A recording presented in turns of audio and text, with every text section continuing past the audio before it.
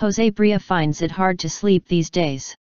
Sometimes when he wakes up in the middle of the night, he drives out to his farmland a few miles from the center of this tiny village just to make sure everything is all right. He has been robbed 3 times already this year. Once, chickens were taken. Then, some tools vanished. The last time, 8 rabbits disappeared. Mostly Mr. Briá, 62, worries that the thieves, who cut his locks, will get careless and let his sheep out of the barn to trample across his neighbor's fields. "Do you realize how much damage that would do?" he asked. "Do you know what sheep are like when they are scared?" The farmers in Albelda have gotten so worried about thieves that they have taken to patrolling their fields at night, their cars bumping along between rows of peach and pear trees. They have found strategic spots that overlook the fertile valley here in northeastern Spain, and from there they peer into the dark, watching for headlights or flashlights, or any signs of intruders. Such vigilance has helped, they think. But for many, it is a sorry state of affairs. For a long time, many of Spain's small, isolated farming communities seemed all but immune from the economic crisis. The fields still needed to be plowed and the animals tended. Prices were not that great, but no one was really out of work. Now, however, many of the farmers believe the problem is at their doorstep. "You don't steal 8 rabbits to sell them," said Rosa Mark, 43, who grew up in this village of 800 and is one of the organizers of the patrols. "You steal 8 rabbits for food." Albelda is hardly the only farming village where people are worried about rising crime. Police officials say they have seen a steady rise in the crime rate in rural areas since 2009. Just about everything is a target. 300 onions one night. A rubber irrigation hose the next. In Albelda, thieves have taken diesel fuel, nail guns, electric clippers, even shampoo and soap that workers use. Elsewhere in Spain, particularly in coastal regions like Valencia where there is a lot of farming, villagers are organizing themselves into patrols, too.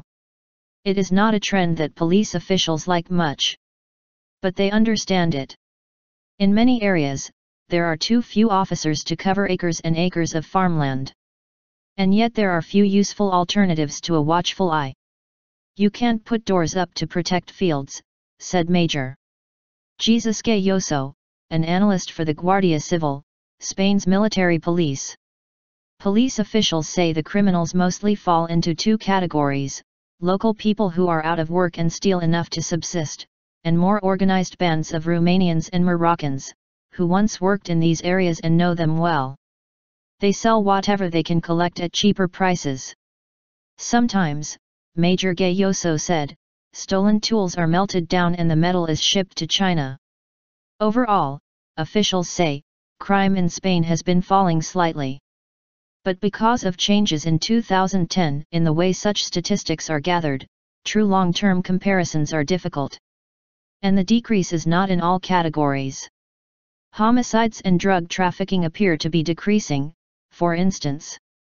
But other categories are rising. Last year robbery with violence and intimidation went up 10% compared with the year before. In the same period, robbery with forced entrance into homes rose 25%, according to Interior Ministry statistics. Thefts in the countryside account for only 5% of the crimes in Spain, according to Major Briá. But this is small comfort to the residents of Albelda, who were used to leaving their doors unlocked.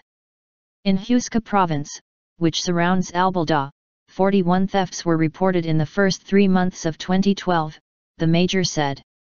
There were 63 in the same period this year. Villagers say that sometimes they just do not bother reporting them. The thefts, however, have changed the way they do things.